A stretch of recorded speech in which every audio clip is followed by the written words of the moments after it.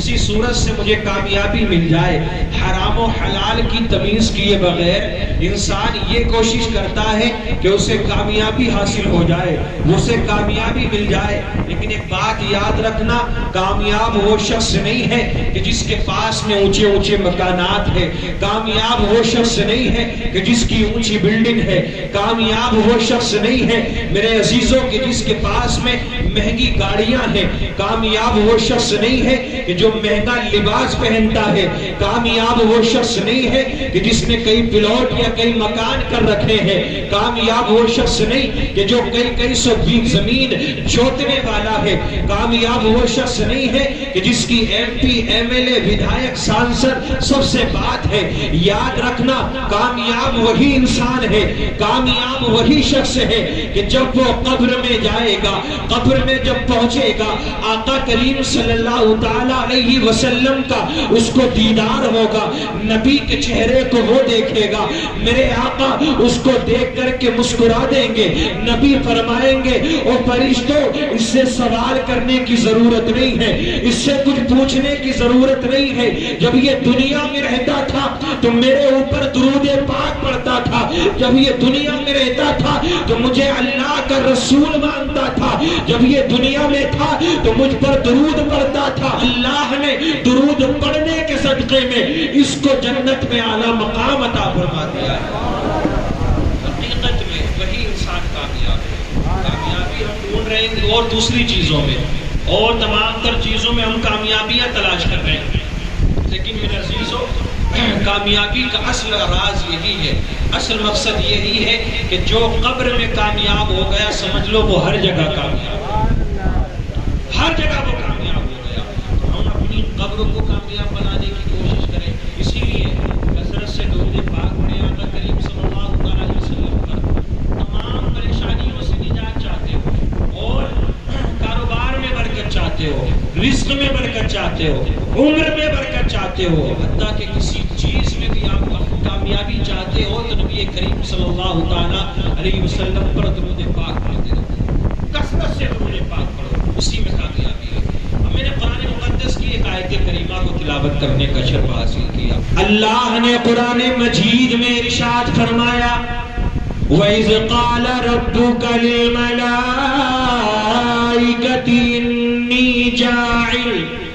إِنِّي جَاعِلٌ فِي الْأَرْضِ خَلِيفَةً۔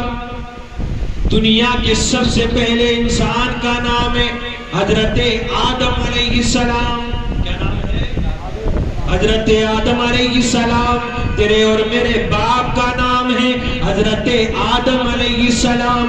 دوسرے مذاہب کے ماننے والے انکار کرتے ہیں کہ نانا آدم دنیا کے پہلے انسان نہیں ہے، کوئی اور دنیا کا پہلا انسان ہے۔ لیکن یاد رکھنا میرے عزیزوں، ہم اسی بات پر عمل کریں گے، اسی بات کو ہم مانیں گے جو قرآن ہمیں بتاتا ہے، جو اللہ کی کتاب ہمیں بتاتی ہے، جو اللہ کے قرآن نے ہمیں بتایا گے۔ اور یاد رکھنا دنیا ادھر سے ادھر ہو سکتی ہے، دنیا پلٹ سکتی ہے، دنیا ختم ہو سکتی ہے، لیکن قرآن نہیں بدلا جا سکتا ہے، قرآن کی ایک آیت نہیں بدلی جا سکتی ہے، قرآن کو بدلا نہیں جا سکتا ہے۔ انکار کرنے والے انکار کرتے رہے، انکار کرنے والوں نے نبیوں کا انکار کیا، ولیوں کا انکار کیا، یہاں تک کہ اللہ کا انکار کر دیا۔ لیکن یاد رکھنا میرے عزیزوں، ان کے انکار کرنے سے کچھ نہیں ہوگا، حقیقت کا تو قبر میں جا کر کے پتہ چلے گا کہ ہاں سچا دین کون سا تھا، سچا مذہب کون سا تھا، سچے لوگ کون سے تھے، سچ کیا تھا اور جھوٹ کیا تھا۔ اس وقت میں یہ بھی کہیں گے کہ یار اسلام سچا تھا، مسلمان سچے تھے، مسلمانوں کا پیغمبر سچا تھا، اللہ یقیناً ایک تھا۔ لیکن یاد رکھنا اس وقت میں کہنے سے کوئی بات نہیں بنے گی۔ جو دنیا میں رہ کر اللہ کو ایک مانے، محمد صلی اللہ تعالی علیہ وسلم کو اللہ کا رسول مانے، آقا کریم صلی اللہ تعالی علیہ وسلم کو کیسا رسول ماننا گے؟ صرف رسول نہیں ماننا گے بلکہ سید المرسلین ماننا گے، تمام نبیوں کا سردار ماننا گے، تمام تمام کائنات کے اندر اللہ نے جتنی بھی چیزوں کو پیدا فرمایا گے تمام چیزوں کا مالک ماننا گے، کیونکہ میرے رب کریم نے اپنے حبیب کو محتاج نہیں بلکہ مالک و مختار بنا کر کے بھیجا ہے۔ اللہ نے اپنے حبیب کو، میں انشاءاللہ وہاں تک پہنچوں گا کہ جو آپ سوچ کے بیٹھے بہترین تقریریں اور تمام تر نعت پاک سننے کے بعد بھی اگر آپ نہیں تھوڑے سے بیدار ہوں گے تو پھر کیسے فائدہ ہوگا؟ ایسا نہیں ہے کہ صاحب آپ روزانہ اس محفلوں میں جا رہے ہیں، قاری طارق صاحب ہے، مولانا دلشاد صاحب ہے، دیگر حضرات یہ تو پڑھتے رہتے ہیں، ٹھیک ہے، روزانہ کا معاملہ ہے، لیکن آپ کا کبھی کبھی اتفاق ہوتا ہے، ٹھیک ہے نا؟ تو آپ جتنا زیادہ، آپ تو یہ بھی نہ سوچے یار یہ تو کرسی پہ بیٹھ گئے ہیں پتہ نہیں کب جا کر کے ہٹیں گے، ایسا کوئی نہیں ہے بھائی، کوئی ایسا خیال لے کر کے نہ بیٹھے کہ صاحب ہم فجر تک آپ کو گھسیٹتے رہیں گے، نہ جتنی دیر آپ محبتوں سے سنتے رہیں گے انشاءاللہ اتنی دیر محبتوں سے سناتے رہیں گے۔ سب سے پہلے انسان کا نام حضرت آدم علیہ السلام، آدم سے پہلے دنیا میں کوئی بھی نہیں آیا تھا، سب سے پہلے حضرت آدم۔ اب حضرت آدم علیہ السلام کا پروسیس کیا تھا بننے کا، کیسے بنایا رب کریم؟ آؤ قرآن مقدس کو اٹھا کر کے دیکھو، اللہ رب العزت نے فرشتوں سے ارشاد فرمایا، اے فرشتوں میں زمین میں اپنا خلیفہ بنانے والا ہوں۔ جب رب کریم نے فرشتوں سے کہا کہ زمین میں اپنا خلیفہ بنانے والا ہے، اس وقت تک زمین میں کوئی آیا نہیں ہے، کسی انسان کا نام و نشان موجود نہیں ہے، کوئی انسان دنیا میں نہیں آیا ہے، دنیا میں رب کریم نے کسی انسان کو پیدا نہیں کیا ہے۔ اللہ رب العزت نے فرشتوں سے فرمایا، اے فرشتوں میں زمین میں اپنا خلیفہ بنانے والا ہوں، انی جاعل فی الارض خلیفہ، میں خلیفہ بنانے والا ہوں۔ تو تمام فرشتوں نے ایک زبان ہو کر کے کہا تھا، قالوا اتجعل فیہا من یفسد فیہا ویسفک الدماء،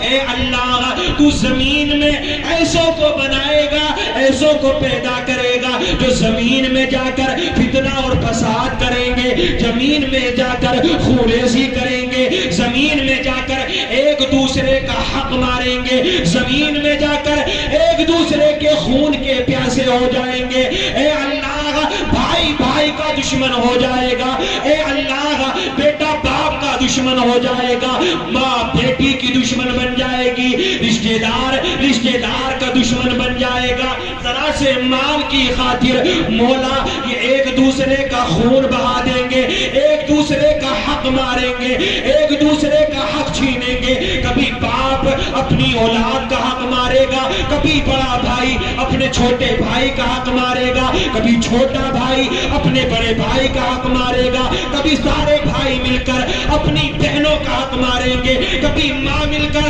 اپنے بچوں کا حق مارے گی، کبھی رشتہ دار اپنے رشتہ داروں کا حق ماریں گے۔ تمام فرشتوں نے یہی کہا تھا، اے اللہ یہ ایک دوسرے کے حق ماریں گے، ایک دوسرے کے خون کے پیاسے ہو جائیں گے، خون ریزی کریں گے، آپس میں قتل و غارت کریں گے۔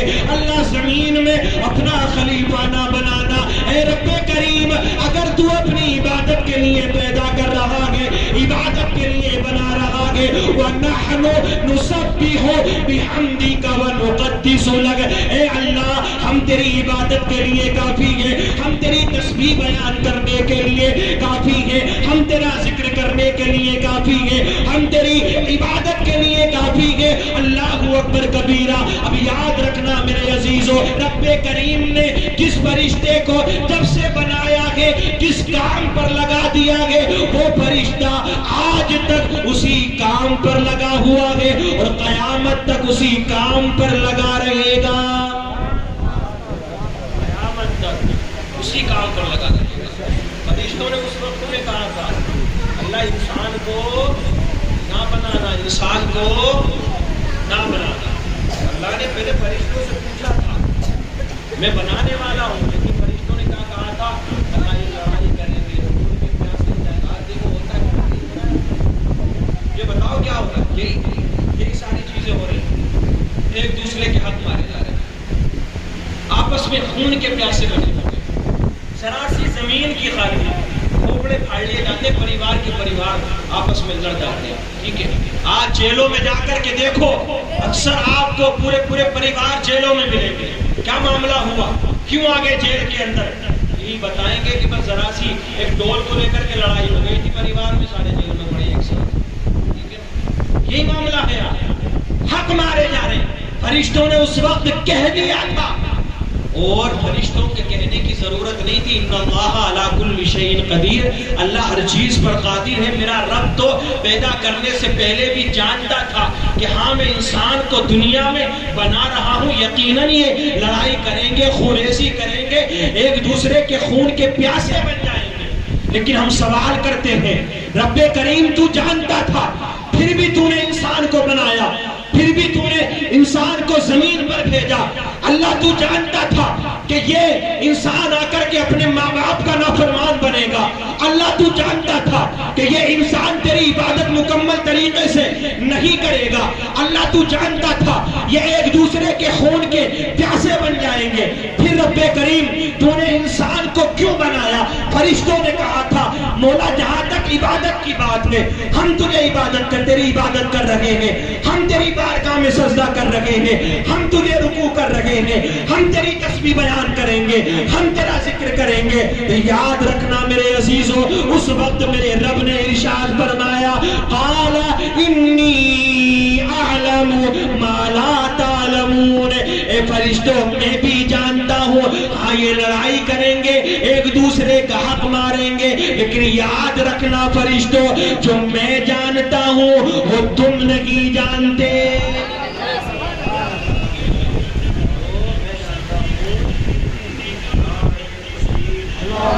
نعرہ رسالت، فیضان مسلکی اعلی حضرت، فیضان حضور قد شریعہ، فیضان نوشاہی، نعرہ تکبیر، نعرہ رسالت. کیا بات ہے بے شک. اللہ نے کہا تھا جو میں جانتا ہوں وہ تم. پتہ چلا دنیا کو اللہ رب العزت نے اگر بنایا ہے، انسان کو بنایا ہے، تو صرف اور صرف اپنے حبیب کریم صلی اللہ علیہ وسلم نبی کو بھیجنا تھا دنیا، اسی لیے بنی تھا. ٹھیک ہے نا؟ یہ چیز انسان بنا کس چیز سے؟ مٹی سے بنایا تھا. کس چیز سے بنایا؟ بولو کس چیز سے بنایا؟ کوئی اور ہے جو کسی اور چیز سے بنا ہوا ہے؟ وہ سے بن گیا ہو گئی پیتل سے، تانبے سے نہیں ہے. انسان کو مٹی سے بنایا نا اللہ. ٹھیک ہے، اب یہ پروسیس کیسے شروع ہوا؟ اللہ رب العزت نے ایک فرشتے کو زمین پر بھیجا کہ جاؤ مٹی لے کر کے آؤ. ابھی بنایا نہیں آدم کو، مٹی لے کر کے آؤ. فرشتہ زمین پر آیا، مٹی کو اٹھانا چاہا، زمین رونے لگی، گڑ گڑانے لگی، آنسو بہانے لگی. زمین نے منع کر دیا، اے اللہ کے فرشتے میری مٹی کو نہ لے کر کے جانا، میری مٹی کو نہ لے جانا. فرشتے واپس چلے جاتے ہیں. فرشتہ رب کی بارگاہ میں حاضر ہو جاتا ہے. رب کریم نے ارشاد فرمایا زمین پر گئے تھے، مٹی کیوں نہیں لے کر کے آئے؟ فرشتہ عرض کرتا ہے رب کی بارگاہ میں، اے اللہ زمین رونے لگی تھی، گڑ گڑانے لگی تھی، اس لیے میں واپس آ گیا.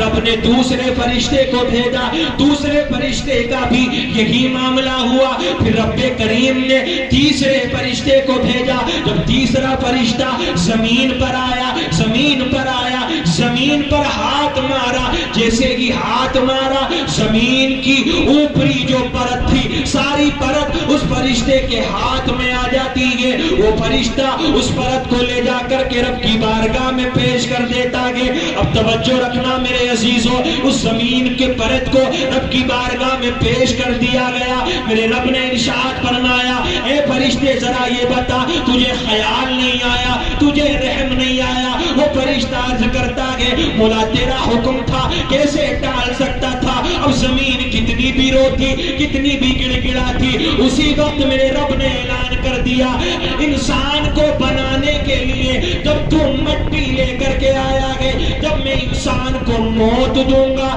تو اس کی روح نکالنے کے لیے بھی تو ہی جائے گا. پتا چلا جب انسان کو بنایا گیا تو فرشتہ جو مٹی لے کر لے لینے کے لیے آیا تھا وہ کوئی اور فرشتہ نہیں تھا بلکہ ملک الموت تھا کہ جو روح نکالنے کا کام کرتا ہے، روح نکالتا ہے۔ اللہ نے اسی وقت حکم دے دیا کہ تیرا کام یہی ہے، اب تو مٹی لے کر کے آیا ہے، جب انسان کو موت آئے گی اس کو میں موت دوں گا تو اس کے جسم سے روح کو جدا کرنے کا کام بھی تیرا ہے۔ اس فرشتے کو رحم نہیں آتا ہے، کوئی پرواہ نہیں ہے اس فرشتے کو کہ صاحب اس کی روح نکالوں گا تو اس کی بیوی بیوہ ہو جائے گی۔